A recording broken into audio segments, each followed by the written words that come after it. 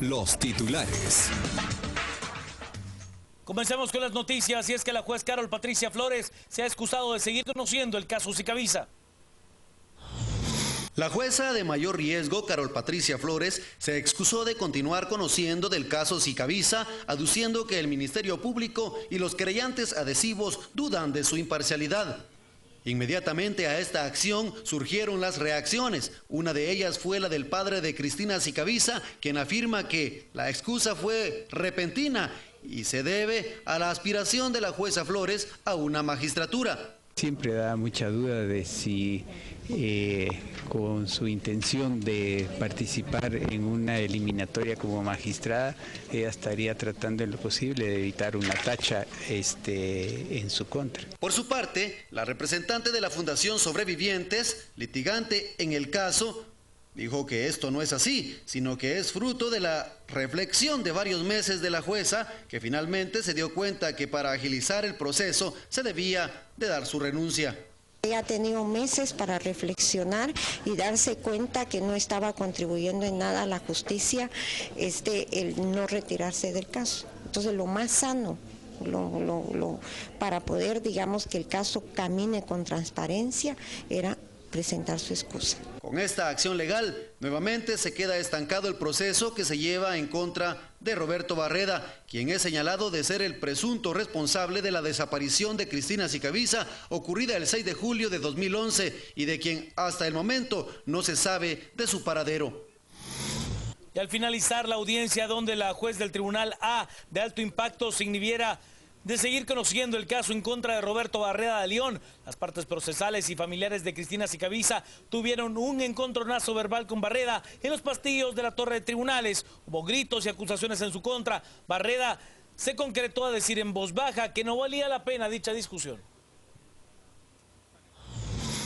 Cobarde, métete con un hombre que te pueda defender, no con una mujer, asesino. Sos un cobarde. Tenés que depender de las aguas de tu nana. Cobarde sos. Mírame a los ojos.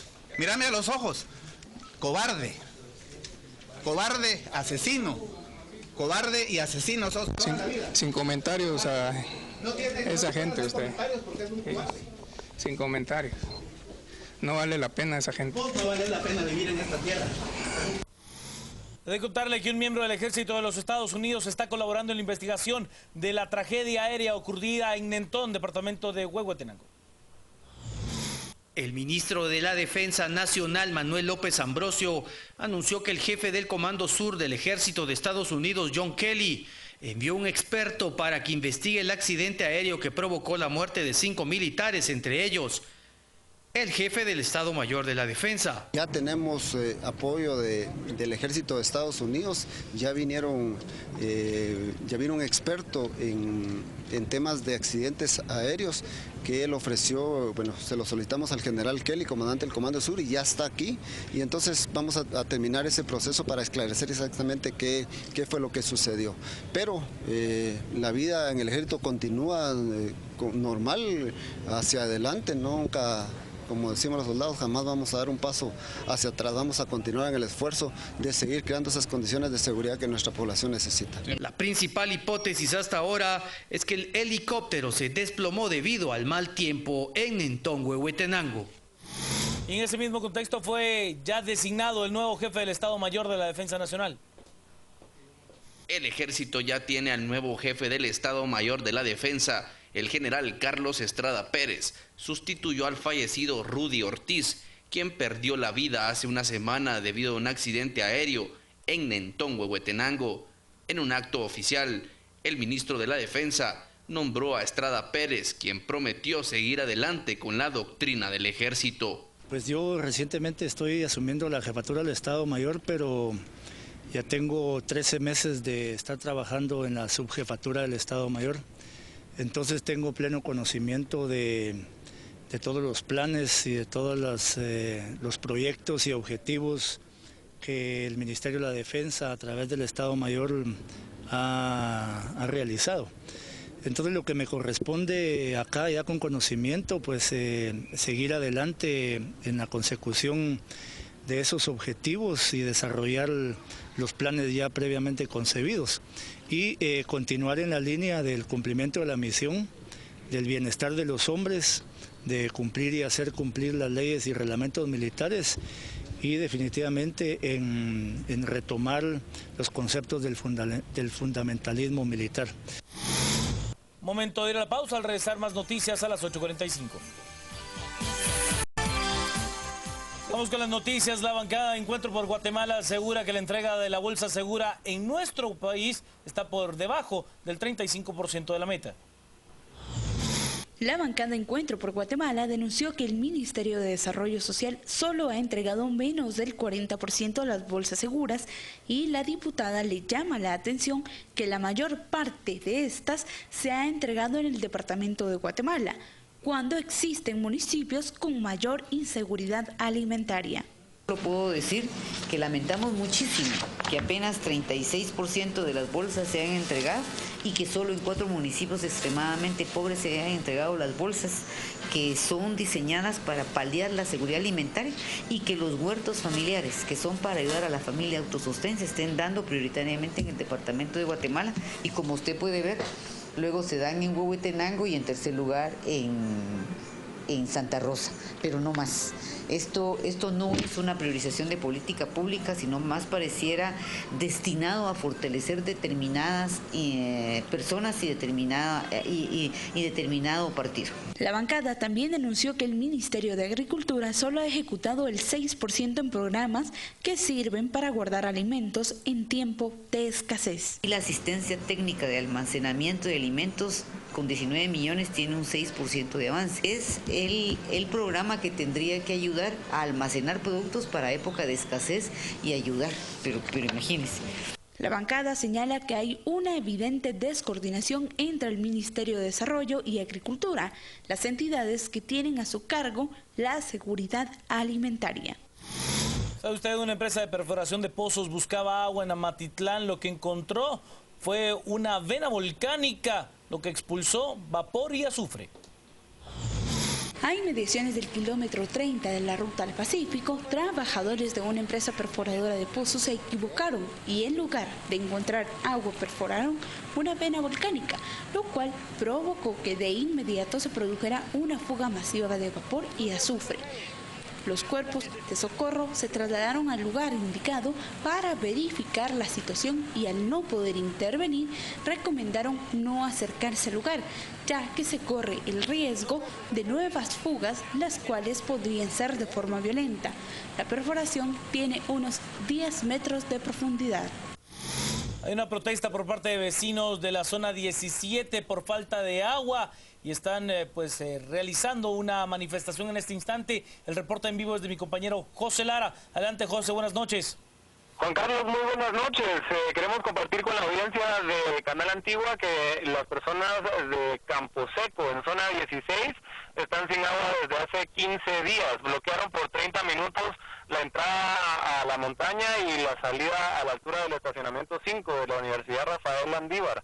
Y pues si para hoy no tienen una solución, informaron que mañana bloquearán todo el bulevar que conduce a Cayalá y las salidas a la zona 15 desde la Universidad Rafael Landívar. José, ellos han dicho quién debe de ser quien les suministre el agua. ¿Tiene que ser la empresa municipal de agua en Pagua o cuentan con algún servicio privado de bombeo?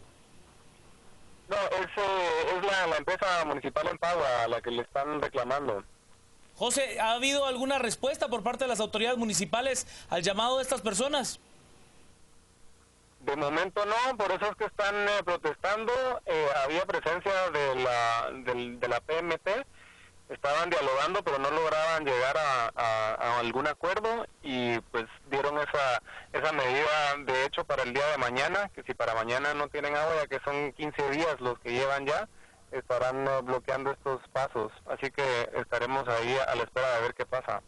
Perfecto, le agradezco mucho el reporte. Es mi compañero José Lara quien nos da esta información de un bloqueo en la entrada de la Universidad Rafael Landívar y la colonia La Montaña, esto en la zona 16. Un grupo de vecinos inconformes por no tener servicio de agua desde hace 15 días. Los responsables serían los encargados de la empresa municipal de agua en Paua. He de contarle ahora que el presidente de la República realizó una visita oficial a Panamá. El presidente guatemalteco Otto Pérez Molina cumplió con la visita oficial que le hizo a su homólogo el mandatario panameño Juan Carlos Varela Rodríguez. Ambos tocaron temas importantes no solo para ambos países, sino para la región centroamericana. Entre estos se encuentra una agenda binacional de turismo, comercio, inversión, cooperación en materia de seguridad y salud. Sobresalió dentro del encuentro el acuerdo para promover la búsqueda de consensos a nivel regional para atender el fenómeno de los niños migrantes, en el marco del respeto a los derechos humanos y el interés superior de estos menores. También los presidentes expresaron su interés en reforzar la integración energética regional, por lo que el presidente Pérez Molina respaldó la reactivación del proyecto de interconexión eléctrica Panamá-Colombia, el cual contribuirá a impulsar el crecimiento del mercado eléctrico de la región. Referente al tema de seguridad, los gobernantes manifestaron su intención de fortalecer los mecanismos e iniciativas de atención en zonas de frontera, así como las acciones de cooperación en la región con miras a promover el desarrollo económico y el bienestar de las comunidades. El mandatario guatemalteco conoció las acciones en seguridad comunitaria y regional implementada a través del programa Barrios Seguros y Mano Firme, como estrategia del presidente Varela Rodríguez para crear oportunidades de trabajo para los jóvenes en zonas de alto riesgo y construir centros educativos vocacionales y deportivos para alejarlos de las pandillas. Momento del clima, Diana Guerra.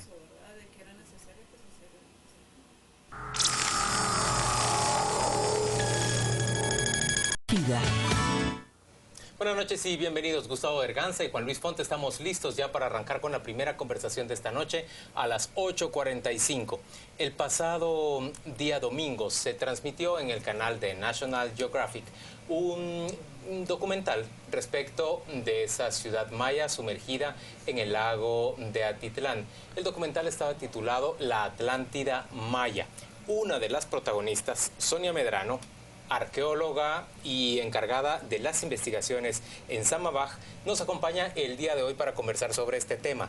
Bienvenida. Y está con nosotros también Adriana Segura, quien trabaja en la sección de monumentos prehispánicos y coloniales del Ministerio de Cultura. Gracias por estar con nosotros. Bienvenida también. Gracias. Arrancamos con Gustavo y la primera pregunta. Muy buenas noches. Sonia, una primera pregunta.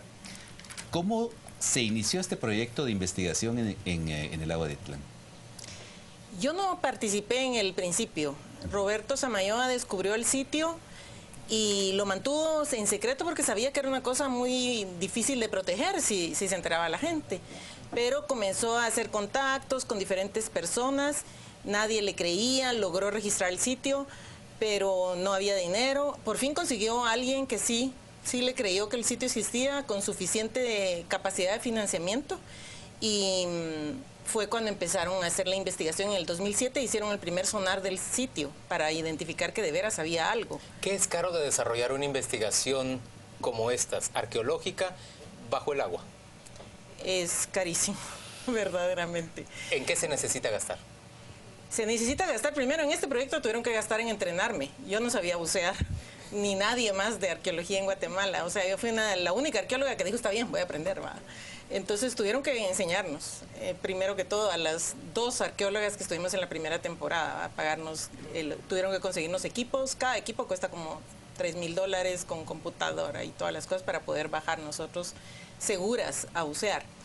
Necesitábamos, en la primera temporada no fue muy cara en el sentido de usar más equipo que el que nosotros necesitábamos, pero teníamos que trasladarnos hasta allá, teníamos que vivir en diferentes casas. Conseguimos una familia, la familia Viguria Molina nos prestó atentamente su casa y entonces vivíamos comodísimos y con toda la tranquilidad del caso, seguras, y nos economizamos mucho dinero que podemos usar en la investigación. Ahora, Adriana, dentro de este tipo de investigaciones que se inicia por parte de personas privadas, es decir, bueno, ¿hasta dónde llega la necesidad de responder o la responsabilidad ante el Ministerio de Cultura y ante la Dirección de Antropología? Sí, así como en el caso de la licenciada Sonia, ella tuvo que meter una propuesta de investigación al Instituto de Antropología e Historia. Nosotros como Departamento de Monumentos Prehispánicos y Coloniales, pues somos los encargados de revisar estas propuestas que vayan conforme al reglamento de investigaciones arqueológicas, que contengan pues toda la papelería, que los arqueólogos pues tanto extranjeros como nacionales pues cumplan con todos los requisitos que dice el reglamento. Entonces, y también nuestra función es la supervisión de estos proyectos, ¿verdad? Sonia en su momento cuando tuvo el proyecto de arqueológico, tuvo la supervisión por parte del Instituto de Antropología, que lo hacemos nosotros como Departamento de Monumentos.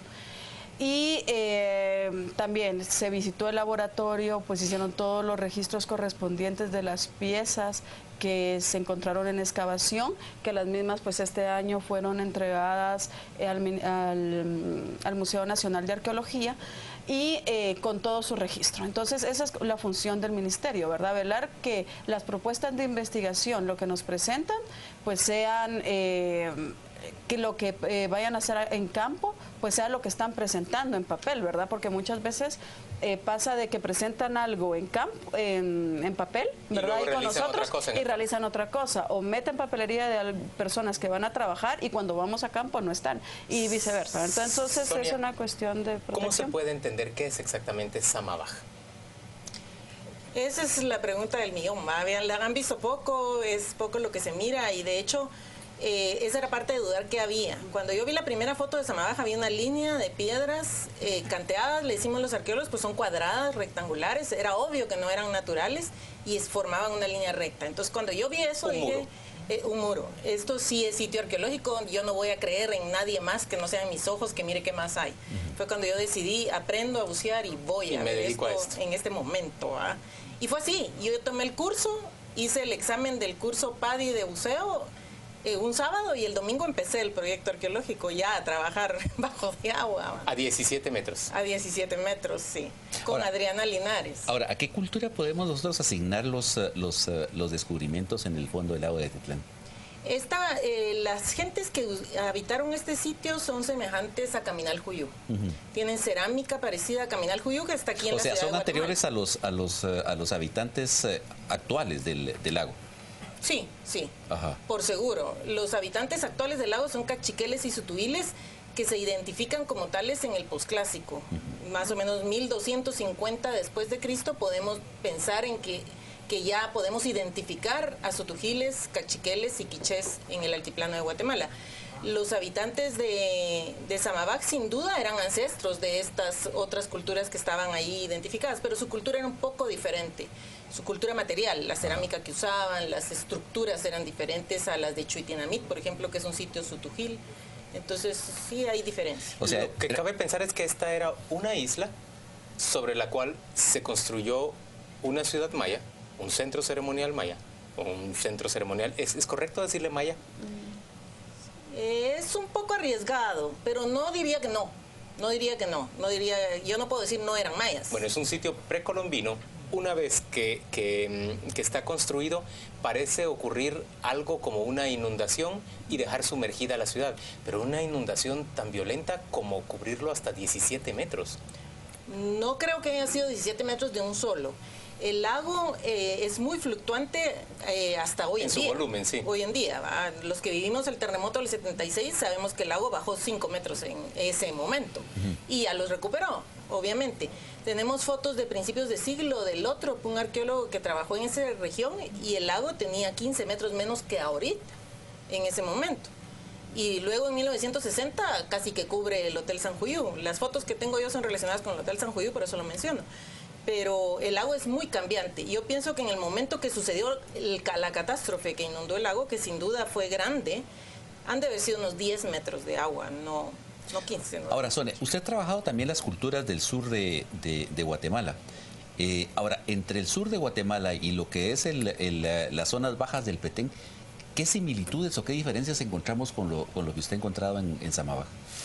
Los habitantes de Samabaj compartían rasgos culturales con la costa sur. Ajá. Tenemos cerámica igual que la costa, que a mí me sorprendió muchísimo. ¿Por qué si en términos geográficos están relativamente cerca? Ribera sur del lago. Porque tenés toda la razón. El corredor hacia Patulul. Pero en términos arqueológicos, los arqueólogos no hemos hecho esa relación muy constantemente, porque no se conoce en esa época, el lago se conoce más su cultura posclásica, y en el posclásico sí no son parecidas las dos regiones. Entonces tal vez por eso fue, pero sí hay cerámica exactamente igual a la costa, y a Caminal Juyú, y a otros sitios del altiplano de aquí, del Valle de Guatemala. Adriana, en términos de inventario de las piezas que se van encontrando en un sitio como estos, sumergido, es algo inédito en términos arqueológicos, por lo menos para la región mesoamericana, ¿no es así? ¿Cómo se desarrolla ese inventario? ¿Cómo se clasifican las piezas? ¿Y cómo se garantiza que no va a haber un saqueo, que es lo habitual en los sitios arqueológicos guatemaltecos? Sí, bueno, en este caso, que fue por parte de la investigación que se hizo en su momento, pues el proyecto es el responsable porque ellos firman un convenio con el Ministerio de Cultura y Deportes. Entonces, dentro del convenio, pues está todas las piezas que se extraen de las excavaciones, pues el proyecto las tiene que analizar, se tiene que hacer el proceso de registro ahí en la Dirección General. Entonces, ellos hacen todo el análisis de este material. Obviamente en el área pues se ha dado saqueo, ¿verdad? Eso pues se ha tratado pues de ir controlando. Es muy difícil, ¿verdad? Porque el área es muy extensa y obviamente anteriormente al proyecto pues hay personas que buceaban y a veces encontraban una pieza y por decir, bueno, por protegerla la sustraían, entonces a veces por esa parte se tenía un poquito de problema, pero a partir del proyecto de que hizo sus excavaciones con todos sus registros, entonces yo creo que ha habido un poquito más de control, ¿verdad? ¿Y hay un mapa ya del sitio, Sonia? Sí, tenemos ¿Qué extensión se le calcula? Es pequeño, la isla que tiene las construcciones, tiene el área construida es de 450 por 325 metros. Es pequeño, ¿verdad? Y digamos, todas las edificaciones también son así estilo montículos de barro. No. No. Debieron haber sido así, pero en este momento no son así. Tenemos las construcciones residenciales o domésticas, son basamentos con piedras talladas, rellenos de piedra, y encima de ellos, obviamente, hoy no tenemos nada, pero han de haber habido algo estilo rancho en aquel entonces, y se deshizo. Son 2 o 3 pequeñas estructuras de 5 o 4 metros por lado, que están reunidas alrededor de un patio. Tenemos 3 grupos con ese tipo de estructuras. Yo pienso que era la gente que vivía ahí, que recibía a los visitantes, que mantenía el sitio, por así decirlo, porque son pocas habitaciones para el sitio. El área residencial, que ocupan 33% del sitio, el área ritual, perdón, esa sí es muy grande y en este momento está totalmente lavada. Efectivamente, como tú decías, las construcciones del preclásico son de tierra. Y como han permanecido 1700 años bajo el agua, se lavó la tierra. Sí. Entonces lo que quedó son los núcleos de piedra, que los constructores originales usaron las grandes piedras que estaban ahí. Entonces le quitaron parte de esas piedras y nos quedan algunos picos ahí que bastante amorfos. Y en las orillas sí les hicieron estas banquetas, les he llamado yo, de piedra tallada, que semejan a una banqueta de cualquier lugar de nuestra ciudad hoy en día. ¿Hay algún tipo de inscripción, algún tipo de glifo que pueda dar una idea, por ejemplo, del nombre original del sitio? No, del nombre original del sitio ninguno. No tenemos ningún glifo visible, pero el sitio sí tiene 18 monumentos, entre altares y estelas. Yo a todas las estelas las he denominado y a los altares como lisos, porque en este momento se ven lisos. Pero hay que pensar que han pasado 1700 años bajo el agua y pueden tener sedimentos que hayan tapado relieves muy bajos en la escultura. Es probable que tengan escultura. Eso nunca lo vamos a saber hasta que no saquemos uno de esos monumentos a la superficie y se limpie, se talle ya con facilidad. Solo podemos estar media hora cada vez que bajamos el agua, entonces no podemos perder tiempo en tratar a un solo monumento. Hay tantas cosas que registrar que tenemos que usar el tiempo en otras cosas. ¿Y es recomendable hacer algo como esto? Extraer una pieza como una estela, llevarla a la superficie y poderla estudiar. En este momento yo no lo recomendaría bajo ningún punto de vista. No es esencial para la comprensión del sitio hacer eso. No necesitamos mutilar el sitio de esa forma en este momento.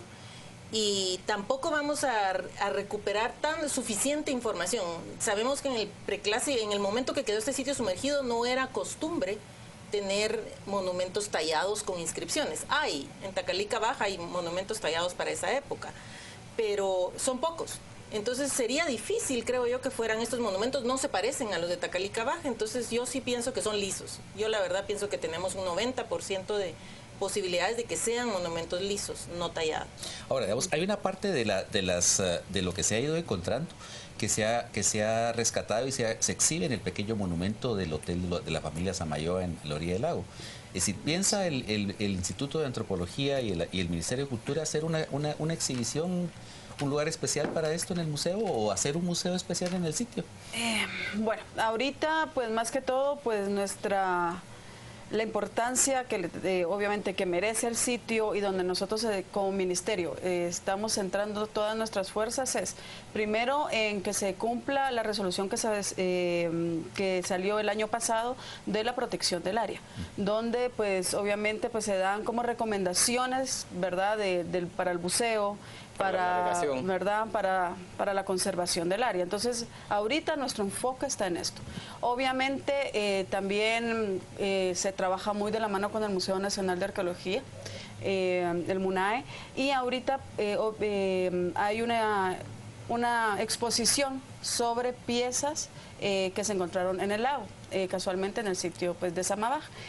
Y pues bueno, todo este tema del trabajar con un museo, hacer una exposición en el área, pues bueno, es algo que se va a tener que ir viendo un poquito más adelante, ¿verdad? Porque ahorita, pues como les repito, pues nuestro interés es en la protección, ¿verdad? Y que se siga conservando el lugar. Adriana, pero en términos institucionales, el Ministerio dejó pasar muchos años desde que se conoció de la existencia del sitio hasta este momento, el año pasado, dice usted, en que se dicta un decreto para proteger el lugar.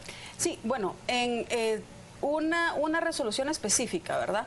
Porque el área pues está sumergida, obviamente pues se ha hecho monitoreo, pero de bajar, así como lo hizo, pues de bucear, como lo hizo el proyecto, pues para nosotros como ministerio, pues por el equipo y todo, pues se había complicado, pero pues había monitoreado el área, pues tenemos un inspector por parte del Instituto de Antropología, pero la parte esta de la conservación y del saqueo y eso, pues ha sido un trabajo pues año con año, ¿verdad? El año pasado pues se logró, ¿verdad?, con esta administración que saliera esta resolución de protección específica para el sitio de Samabaja, ¿verdad? Entonces, como les digo, por ser un sitio pues subacuático, pues obviamente el trato que se le da como un sitio que está en superficie, pues es diferente, ¿verdad? Entonces, pero sí se ha ido trabajando. Ahora, Sonia, ¿cuál sería la siguiente etapa luego de la inicial clasificación que han hecho ustedes? Tenemos que reconocer otras áreas.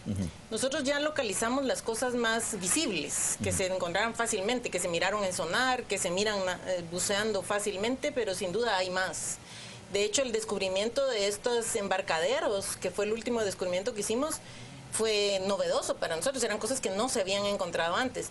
Tenemos que seguir reconociendo a esa profundidad el resto de toda la isla, el perímetro, para ver si no hay más. En este momento tenemos localizados seguro 3, pero tal vez haya más de eso. Embarcaderos de piedra. Embarcaderos de piedra.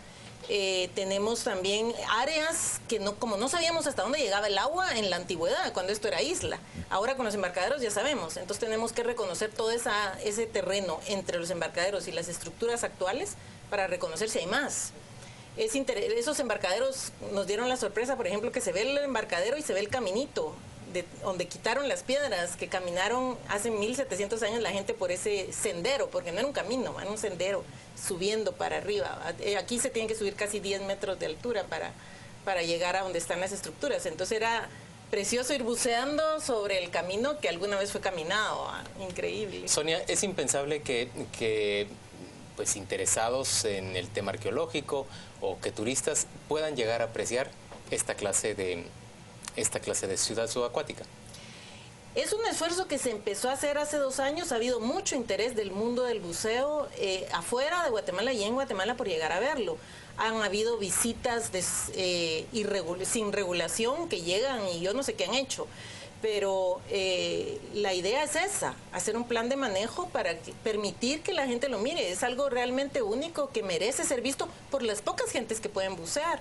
Sin embargo, el plan se ha enfrentado a ciertos problemas locales de idiosincrasia de las poblaciones alrededor del lago. Que rechazan el flujo de visitantes. Rechazan todo tipo de manejo del sitio, no solo el flujo de visitantes. Entonces se ha tenido que hacer todo un proceso largo de entendimiento y negociación que todavía no han logrado resolverse nada. Pero el único que está perdiendo en este momento, pues yo pierdo porque no puedo ir a investigar. Ahorita estamos en cero porque no hay interés en esa situación por parte de las localidades. Y yo no quiero entrar en enfrentamientos con las personas locales. ¿Es la comunidad del Cerro de Oro la que se opone? No, no es Cerro de Oro directamente, es la Municipalidad de Santiago. Entonces no es oposición, es ciertamente un interés extremo, diría yo, que no permite que se interesen otros, aparte de ellos. Hay que negociar y hay que llegar a diferentes formas, acuerdos para llegar a entender el sitio, pero mientras tanto es problemático para todos, ¿verdad? Y el sitio está desprotegido mientras logramos hacer algo, pero... ¿Es razonable pensar que Samabaj es el asentamiento que antecedió a Santiago? No. Yo pienso que Samabaj quedó hundido en el 300 después de Cristo. Santiago es una ciudad colonial que fue fundada en 1530 tal vez. Y la ciudad que sí antecedió a Santiago es Chuitinamit, que es un sitio posclásico que queda enfrente del actual Santiago. Esa sí fue fundada probablemente en 1200, 1300 después de Cristo. Pero aún así tenemos 1000 años entre Chuitinamit. Entre Chuitinamit y Samabaj. Exactamente. ¿Y hay similaridades en cuanto a las construcciones, los monumentos, los restos de alfarería? No. En restos de alfarería, nada, ninguna. Un sitio es posclásico, el otro es preclásico, nada que ver. En construcciones, pues las construcciones de Chuitinamit no se conocen, no han sido investigadas nunca. Están cubiertas, son pirámides, aquí no tenemos pirámides visibles porque han de haber sido de tierra, como les decía hace poco. Entonces, yo creo que las semejanzas entre Chuitinamit y Samabaj podrían ser cero, pues. Aparte que están encima de un promontorio. Nos queda muy poco tiempo, pero yo quisiera preguntar ¿por qué Chuitinamit no ha sido investigado? Bueno, solo para platicar un poco acerca de lo que acaba de hablar la licenciada. Es que nos queda muy poquito tiempo. ¿Por qué no ha sido investigado Chuitinamit? Chuitinamit ha sido investigado, ¿verdad? Pero pues el interés han sido pues los registros de otros sitios, ¿verdad? Obviamente han habido como ciertas investigaciones, cierta protección, ¿verdad? Pero no, en este momento Chuitinamit pues no se ha trabajado, ¿verdad? Ahí sí que depende de los investigadores. Adriana Segura, Sonia Medrano, gracias a ambos por acompañarnos a las 8:45. Vamos a la pausa comercial, volvemos dentro de muy poco. Este segmento fue presentado por EXA. Estamos en cada momento de tu vida.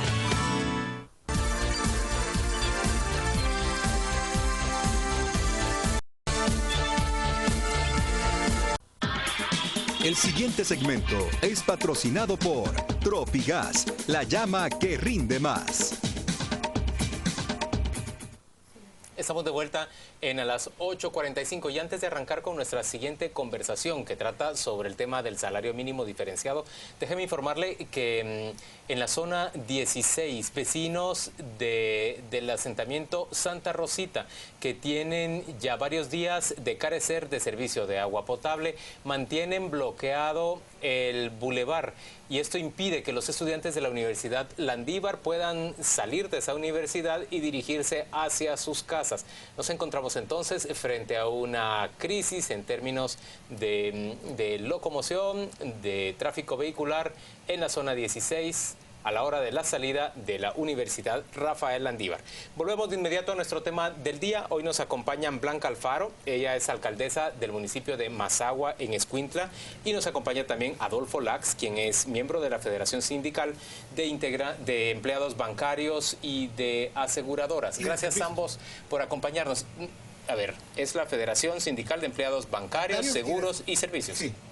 Gracias por estar con nosotros. Los hemos invitado para conversar sobre el tema de salario mínimo diferenciado que se discute en estos días. La señora alcaldesa tiene conocimiento y tiene una posición pues proclive a la regulación de este tipo de salario mínimo diferenciado. ¿Querría usted arrancar explicándonos en qué consiste? Muchas gracias. Buenas noches y muchas gracias por la oportunidad y gracias por el privilegio de estar con ustedes. Yo represento al municipio de Mazagua en esta oportunidad. Mi municipio pues está considerado como una zona de desarrollo económico a través de la circunscripción económica, a través de la propuesta que no nace sino de la necesidad de los consejos de desarrollo y de las comunidades. Nuestro municipio es un municipio precioso, un municipio con un potencial económico maravilloso, pudiéramos decir.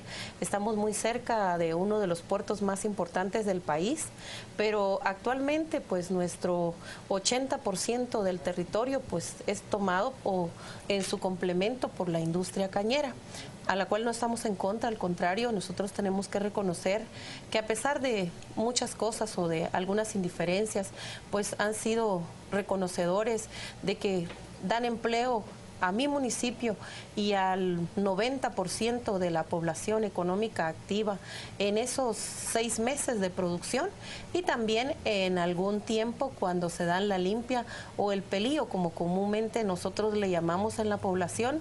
De ahí tenemos alrededor de 2 generadoras de energía eléctrica y una industria que es la industria tunera. De ahí no consideramos encontrar ninguna fuente alternativa, aparte también, de una siderúrgica que posea o que dé un empleo para que tengan un salario real. Las personas son subcontratadas también en época de caña y cuando ganan, la mayoría ganan alrededor de 50 quetzales diarios. Tenemos un mapeo de alrededor de 526 casos de niños con desnutrición crónica. Cuando nosotros llegamos al municipio en el 2012, encontramos una municipalidad quemada, como muchos recordarán, que fue incendiada luego de que se pierden las elecciones. No sabemos si por la administración anterior. Hay una investigación al respecto, no tenemos todavía edificio municipal. Encontramos cuando buscamos por qué no se les daba empleo, ya un empleo formal en estas empresas, la respuesta que nos dieron muchos de las personas que son empresarios es que no había gente calificada ni gente tecnificada. Ahora, pero con esa propuesta de prácticamente descender el nivel del salario mínimo, no sé cuál es el nivel que proponen para su municipio. Sí, ¿de verdad cree usted que va a haber más empleo formal? Bueno, lo que nosotros esperaríamos, porque estamos en este momento en un plan piloto que habría que darle por lo menos el término de la duda. Nuestro país y nuestro municipio, uno de los temas pendientes de todos los guatemaltecos es el tema de empleo. Ok, pero plan piloto, dice usted, ¿con cuánto de salario? Nosotros esperaríamos que esto fuera un nominal en el sentido de que no sería lo que la gente tendría que obtener, sino que aquí vendría también el complemento del seguro social y también que fuera por productividad como actualmente. Pero una cifra. Por ejemplo, nosotros estamos considerando que si en Rancheira actualmente las mujeres no dejan de ganar menos de 3,000 quetzales, sucedería lo mismo exactamente, por lo menos. Eso es por encima del salario mínimo. Por encima ¿Qué del piensa salario Adolfo mínimo del salario mínimo diferencial? Estamos totalmente en contra de eso. ¿Por qué? Por lo siguiente. Para principiar es algo que ya está funcionando, porque el gobierno de la República emitió los acuerdos 72, 73, 74, 75, ahorita en febrero, creando las circunscripciones económicas departamentales. Lo único que hace falta es fijar el salario mínimo más bajo. Por ejemplo, en San Agustín, en Cazahuastlán, proponen 950 quetzales al mes, más 250 del bono que le dicen el bono deportivo. Eso significa reducir el salario mínimo en 58%. En la municipalidad de la licenciada Alfaro, quieren rebajar el salario mínimo en 45%. Y así sucesivamente, en las 4 municipalidades. No puede ser un plan piloto, eso es una cabeza de playa. ¿Por qué razón? Porque todos los empresarios del municipio que está a la par de ella, que es el municipio de la democracia, empresarios agrícolas, cañeros, van a pedirle al alcalde de todos los municipios de Escuintla que bajen los salarios. La democracia, La Gomera, todos van a pedir que bajen el salario. En Zacapa, por ejemplo, en Estanzuela, En el año que viene, en enero del año que viene, los empresarios de Teculután, todas las fábricas que hay en Teculután, le van a pedir al alcalde de Villanueva, de Teculután, que para el año 2016 se haga una circunscripción económica, porque no se puede hacer un plan piloto, o es para unos o es para todos. Ahora, permítame, Adolfo, usted ha participado también en comisiones paritarias, ¿no? Totalmente, fui 10 años miembro de la Comisión Nacional de Salario. ¿Qué es lo que se toma en consideración para establecer un salario mínimo? Lo más importante son las encuestas de línea, que son el valor de la canasta básica de alimentos y el valor de la canasta ampliada, o sea, con servicios. ¿Pero es un promedio nacional o...? Es el promedio nacional. Okay. Porque hay áreas en Guatemala donde los salarios, digamos, los costos son más bajos, pero es engañoso. Porque en Petén los costos son más altos, en Jutiapa los costos son más altos, en la región de Quetzaltenango los costos son más altos. Entonces se busca un promedio nacional de todas las regiones y así se establece el salario mínimo. Con el salario mínimo en esos 4 municipios la gente no va a poder ni comprar el valor de la canasta básica de alimentos.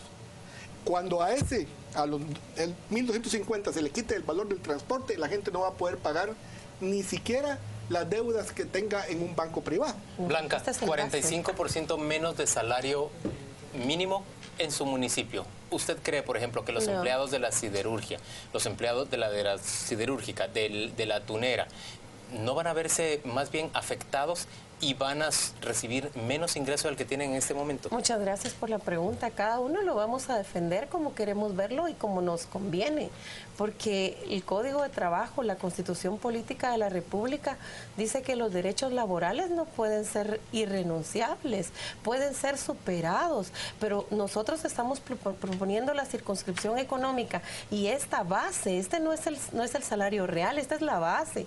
Él lo está diciendo como que esto ya fuera todo, entonces estaríamos nosotros diciendo o aceptando que la gente efectivamente va a obtener lo que él dice, esta es la base.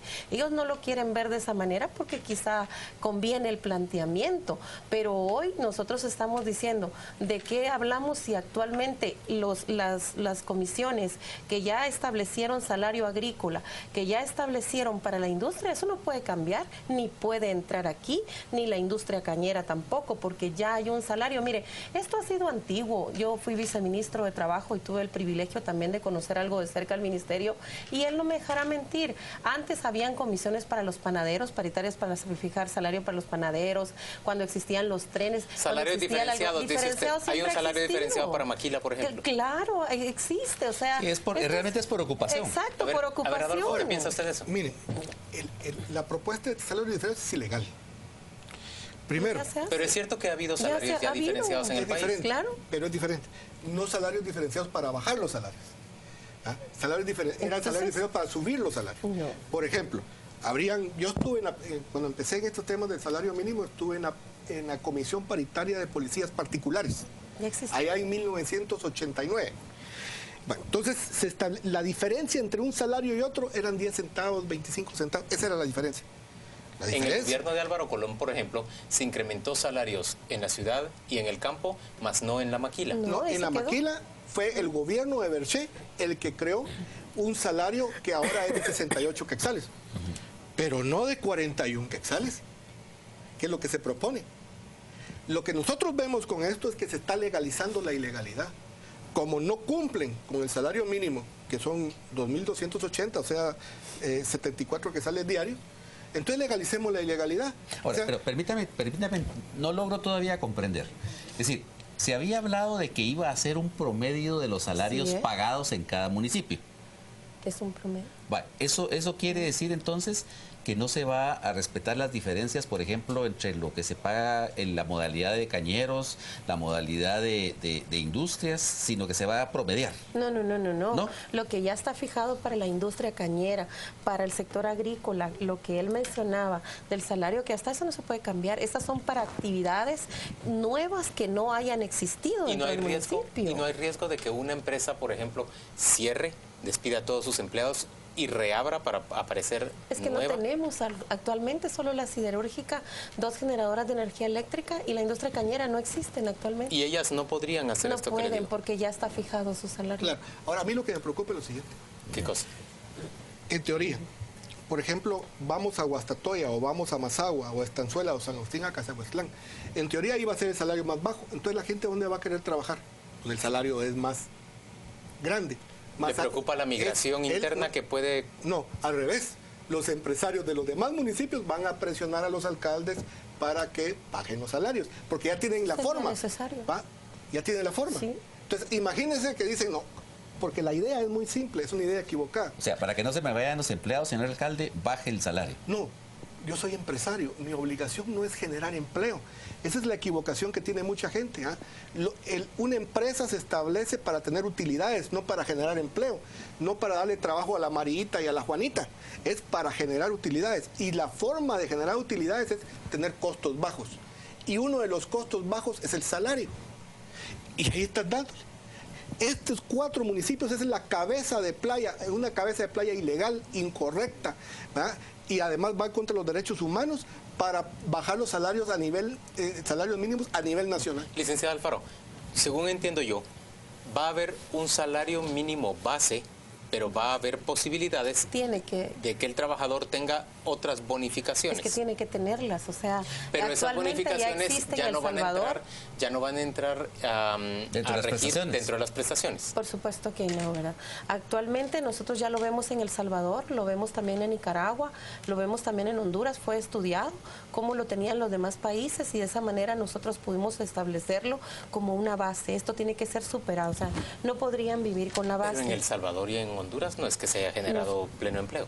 No, nosotros lo vimos como lo tienen con la base, que tienen actualmente, que tienen su seguro social y es bajo productividad. La industria que ya está, que sería el temor que habría de alguna manera, esa no está dentro de lo contemplado dentro de la circunscripción económica de las paritarias para empleados, para industrias que no existan. Las que ya existen no podrían ser contempladas dentro de, porque se cometería efectivamente, como lo que él dice, un abuso de autoridad, una ilegalidad, porque ya está normado por la Constitución Política de la República, por el Código de Trabajo. Mire, yo entiendo la posición de él tiene más de 30 años de trabajar en el Banco de Guatemala, tiene trabajo. En mi municipio, actualmente yo le puedo decir de un caso de una señora de ayer, que yo con el VIH, donde ella lo único que hace es cortar pelillo y tiene 6 niños. La señora llora y me dice, mire, me voy a morir, ¿qué voy a hacer con mis hijos? Esa es la otra cara de la otra Guatemala que no está aquí en Guatemala y que tenemos que buscarle una alternativa.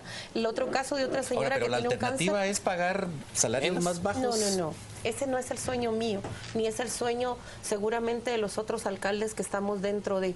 Lo que nosotros pretendemos es que exista una industria que pueda subir a esto y que sea una rancheira que orgullosamente está en mi municipio y que tiene 350 mujeres trabajando, que la que menos gana con salarios ahí en los libros laborales es de 3,000 quetzales.